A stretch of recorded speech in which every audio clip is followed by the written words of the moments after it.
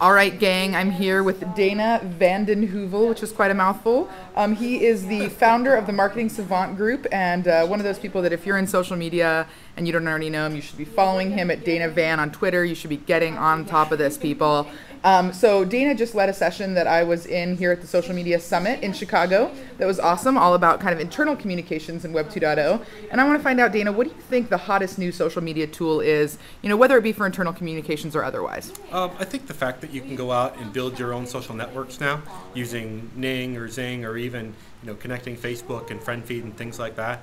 I think the thing that makes this so cool for whether it's internal or external is that I can go out and basically, if I have 5,000 people on a newsletter, I can take those 5,000 people and say, hey, come and join my network. And it took me all of an afternoon to develop that, and kind of have this not instant customer community, but transition people into a customer community. Right. That's cool. Yeah, and to be with people with something that they're already into. You're kind of capitalizing on what they're already into anyway. Totally.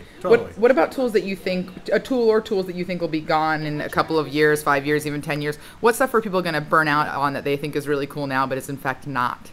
I think I want to say Twitter. Boy, I don't want to predict that and be negative about it, but I think that one of the things you see converging is all these new tool sets, and there's huge proliferation of tools and ideas, and obviously with friend feed and things like that, I can actually consume some of this content without having to have 20 different desktop tools installed.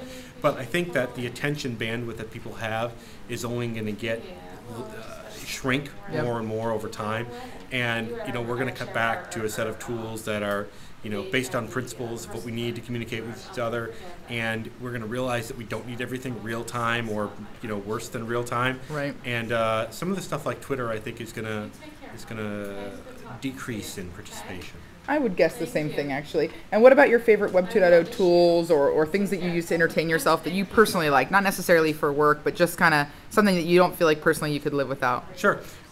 Two things: SlideShare and Geotag. SlideShare because I love presenting. I present all the time, and it's amazing how much really great information people put in their slides because they put so much time into it. So it's almost like you're getting their best filtered information when you go to slideshare.net.